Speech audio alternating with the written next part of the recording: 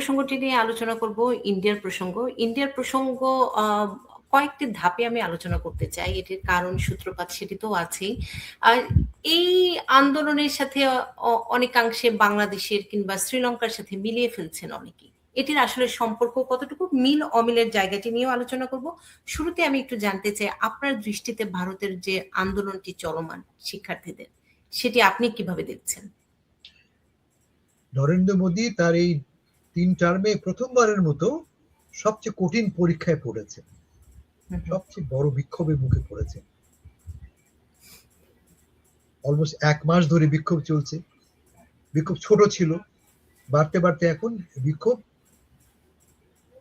দিল্লির বাইরে, ইনফ্যাক্ট উত্তর ভারতের বাইরে 6টি স্টেটে ছড়িয়ে পড়েছে। আগামীকাল শুক্রবার এই বিক্ষোভ সর্বভারতীয় বিক্ষোভ পরিণত হয়েছে। আগামীকাল শুক্রবার তার 24 তারিখে তার ডেকেছে এই বিক্ষোভ। কি নিয়ে বিক্ষোভ হচ্ছে?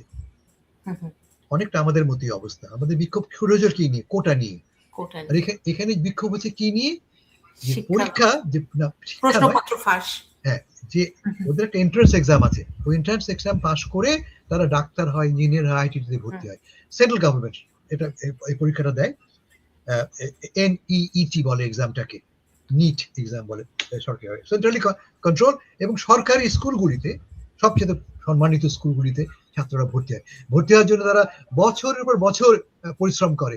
বাবা মা তার না খেয়ে পয়সা, মানে জায়গা জায়গায় বিক্রি করে ছেলে মেয়েদেরকে পড়ায়, এই আশায় যে এইখানে ভর্তি হওয়ার সুযোগ পেলে আমার সে ডাক্তার হয়ে ফিরবে, আমার ছেলে ইঞ্জিনিয়ার হবে, বেঁচে গেলাম আমি। মানে একটা নিম্ন মধ্যবিত্ত পরিবার একটি সন্তানকে যদি এই পরীক্ষা পাশ করাতে পারে, পরিবারটি বেঁচে গেল। এটি হলো ধারণা, কেমন? ফলে আমাদের দেশও তাই। কারা কোটা নিয়ে আন্দোলন করলো? যারা পরীক্ষায় পাশ করে চাকরি পাবে, কৃষকের ছেলে তো নয়, মজুরের ছেলে তো নয়, মধ্যবিত্ত, নিম্ন মধ্যবিত্ত। তার আশায় আছে যে পরীক্ষা পাশ করে আমি সরকারি কর্মচারী হব, আমি বড় কি বলে BCS অফিসার হব, যাতে উঠবো, আমার পরিবারের সমস্যা মিটবে। ফলে সেই মিল, এই একটা মিল। কারা করছে মিলটা? মূলত তরুণরা, যাকে আমরা জেনজি বলি, তারা 20, 22, 25 বছরের ছেলেমেয়েরা, যারা ছাত্র অথবা মাত্র ঢুকেছে কলেজে, কি বলে চাকরি ক্ষেত্রে। আন্দোলনের নেতৃত্ব কে দিচ্ছে? 30-31 বছরের একটা যুবক, যে মাত্র পাশ করে, আমাদের বাড়ির পাশে বস্টনের ছাত্র, লেখাপড়া করতো সে, অভিজিৎ নামে ছেলেটি। ভারতের চিফ জাস্টিস ঠাট্টা করে বলেছিল যে যারা এই বিক্ষোভ করছে এরা ককরোচের মতো, তেলাপোকার মতো। মানেটা কি? এরা অন্যের রক্ত চুষে খায়, প্যারাসাইট, পরজীবী। এই কথা বলার পরে এই ছেলেটি, আচ্ছা আমরা পরজীবী, ঠিক আছে। তখন সে লঞ্চ করলো ককরোচ জনতা পার্টি, ককরোচ জনতা পার্টি। এবং অলমোস্ট ওভারনাইট লক্ষ লক্ষ ছেলে মেয়ে যুক্ত হলো। কেন? কারণটা কি? এটা বুঝতে হবে। কারণ ভারতের অর্থনীতি ভালো নয়, কেমন? এই কোভিড থেকে শুরু হয়েছে, এখন এই গালফ ওয়ার, এই 2 কারণে ইকোনমি খুব খারাপ অবস্থায়। টাকার মান বেড়ে যাচ্ছে, বেকারত্ব বাড়ছে। কাদের মধ্যে? মূলত এই মধ্যবিত্ত শ্রেণীর মধ্যে। এদেরকে বলা হয় অ্যাসপিরেশনাল ক্লাস। এই যে বললাম, যারা পরীক্ষা দেওয়ার কথা ভাবে, এরা কারা? নিম্ন মধ্যবিত্ত, মধ্যবিত্ত। অ্যাসপিরেশনটা কি? আমি জাতে উঠবো, মধ্যবিত্ত থেকে উচ্চবিত্ত হব আমি। এই জন্য এদের নাম দেওয়া হচ্ছে অ্যাসপিরেশনাল ক্লাস। সবচেয়ে বেশি ক্ষতিগ্রস্ত তারা, মানে তারা খুব দরিদ্র নয়, না খেয়ে মরে না তারা, তারা চায় পরবর্তী স্টেপে উঠতে, ঠিক বাংলাদেশের মতোই নেক্সট স্টেপে উঠতে, কিন্তু সুযোগ নেই। বেকারত্ব 20% বেকারত্ব এদের মধ্যে। শহরে বেকারত্ব 20%, আমাদেরও একই অবস্থা, প্রতি 5 জনের 1 জন বেকার। সে কারণে ক্ষোভ, এই ক্ষোভের সঙ্গে যুক্ত হয়েছে সারা দেশ জুড়ে রাজনৈতিক বিক্ষোভ। অ্যাডভান্টেজ দিচ্ছে, আমরা দেখেছি রাহুল গান্ধী, প্রিয়াঙ্কা গান্ধী এসে বসেছে, অন্যান্য পলিটিক্যাল পার্টিরাও যুক্ত হচ্ছে।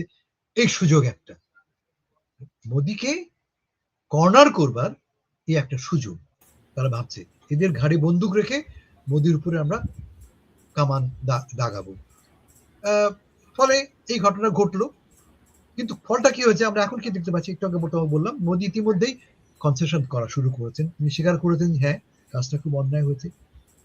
পুলিশ খুব অন্যায় কাজ করেছে। পুলিশ কেন লাঠিচার্জ করতে গেল, তাদের বিরুদ্ধে ব্যবস্থা নেওয়া হবে।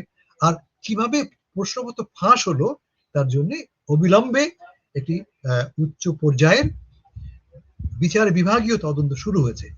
পাশাপাশি 20 বা 22 জন ছেলে মেয়ে আত্মহত্যা করেছে।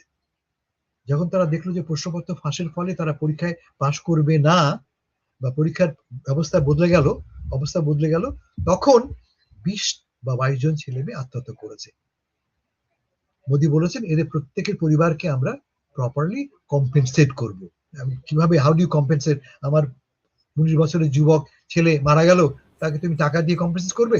তা তো হয় না। তবুও বলেছে অ্যাটলিস্ট টাকা দেওয়ার জন্য বিদ্রোহটাকে। এটা আসলে সম্ভব হবে কিনা তার আগে আমি একটা ছবি আছে, সেই ছবিটার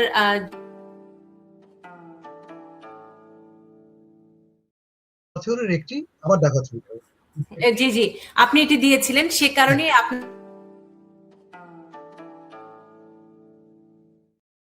ওর নাম হচ্ছে খিয়া একাই তার নাম। দিল্লিতে বিক্ষোভ হচ্ছে যন্তর মন্তর ময়দানে। পুলিশের গাড়ি আসছে, গাড়ি ভর্তি বিক্ষোভকারী গ্রেফতার করা হয়েছে। মেয়েটি একা দাঁড়িয়ে আছে, একা দাঁড়িয়ে, থামো, সবাইকে গাড়ি থেকে নামাও। গাড়িটা তাকে চাপা দিতে পারতো, একা আটকে দিল গাড়িটাকে, এবং পুলিশ বাধ্য হলো ছেলে মেয়েদেরকে রিলিজ করতে। এটা কি মনে করে দেয় জানো? এই এই এই এই এই এই মাত্র 27 বছরের তরুণীর এই বিদ্রোহটাকে আবু সাইদকে মনে করে দেয়। দুহাত তুলে বলছে আমাকে গুলি করো। চীনে টিয়ানমিয়ান স্কোয়ারে যেটা ঘটেছিল কমিউনিস্ট পার্টির বিরুদ্ধে, একজন লোক, একটা সাধারণ মানুষ, ট্যাঙ্ক আসছে, দাঁড়িয়ে আছে ট্যাঙ্কের সামনে, প্রতিবাদ। সারা দেশ জুড়ে এটা এই চলে গেছে, সাধারণ মানুষ মাঠে নেমে এসছে প্রতিবাদ করতে। ফলে Riaz became a big celebrity এই ঘটনার পরে। আমি এক্ষেত্রে একটু জেনে নিতে চাই যে পরিণতির ফল মোদীকে কি আসলে সরানো এত সহজ? না, মানে একদম সহজ নয়। প্রথমত এটা একটা রাজনৈতিক আন্দোলন নয়, এটা খুবই ন্যারো একটা ফোকাস নিয়ে আন্দোলন শুরু হয়েছে। এটা কেউ গ্যারান্টি দিয়ে বলতে পারে না। যখন এপ্রিলে শুরু হয়েছিল বাংলাদেশে গোটা আন্দোলন, আমরা কি ভেবেছিলাম এই আন্দোলন ছড়িয়ে পড়বে?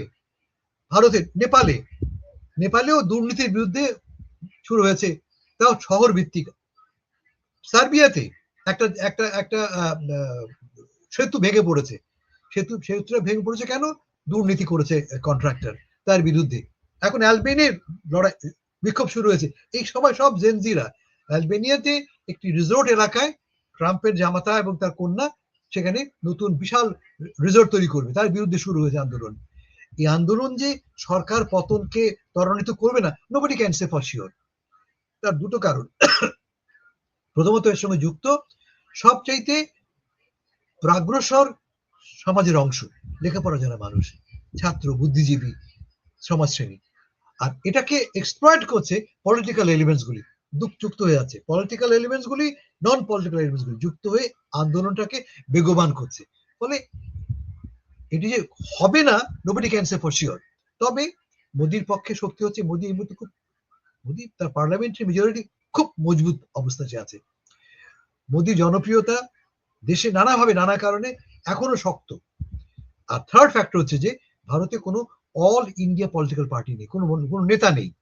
মোদির পাশে রাহুল গান্ধী কোনো নেতা নয়।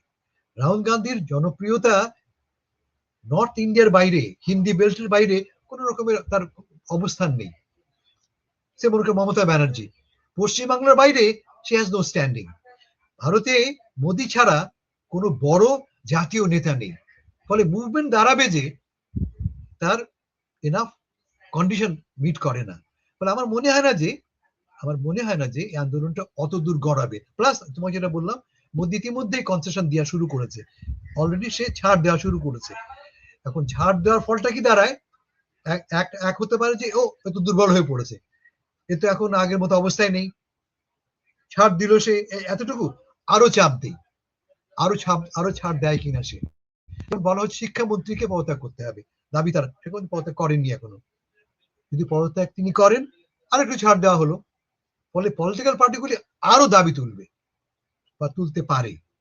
কিন্তু আমার নিজের অঙ্ক হচ্ছে যে মোদি এখন এই অবস্থায় নেই যে তাকে এই রকম এই শহর কেন্দ্রিক মধ্যবিত্ত শ্রেণীর আন্দোলনের ফলে মোদি ক্ষমতা থেকে সরে যাবে, আমার তো মনে হয় না, সে অবস্থা তৈরি হয়নি এখন। অসংখ্য ধন্যবাদ হাসান ভাই। ইন্ডিয়া নিয়ে যদি আপনি একটু উপসংহারে বলতেন, নাকি ইরান নিয়ে বলবেন আজকের মতো?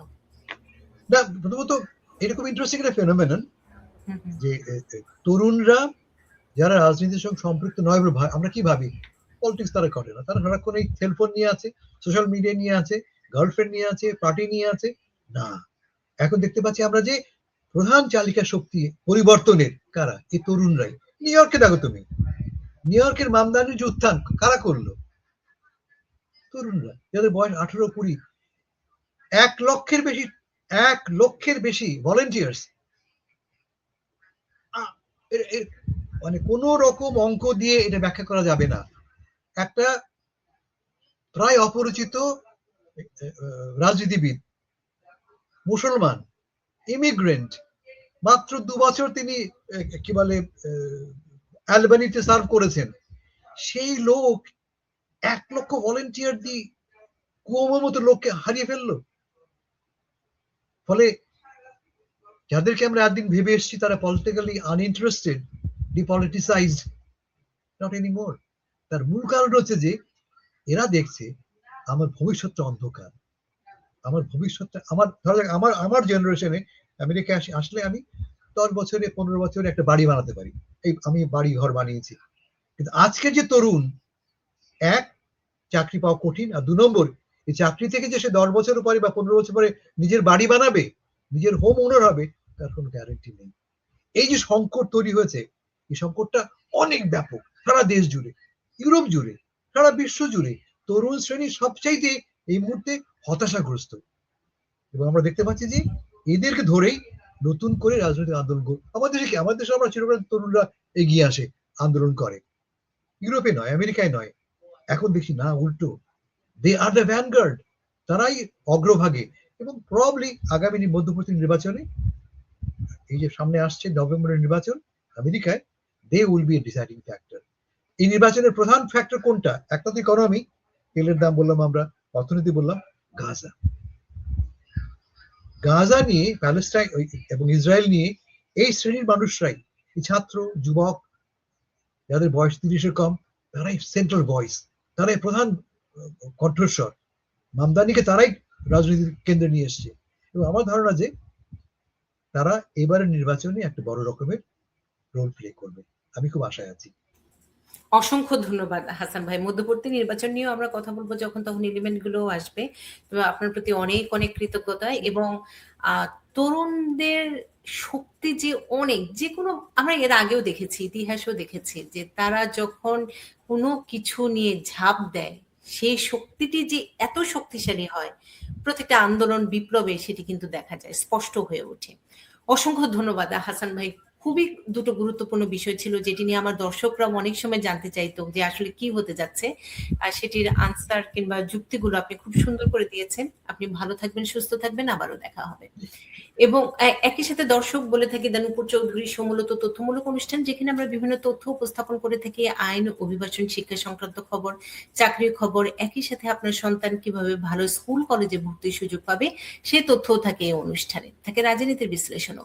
আপনাদের যদি বিষয় ভিত্তিক কোনো বিষয় নিয়ে জানার আগ্রহ থাকে, আপনারা জানাতে পারেন। এবং একই সাথে আপনাদের যদি কোনো প্রশ্ন থাকে, সেটিও লিখে জানাতে পারেন।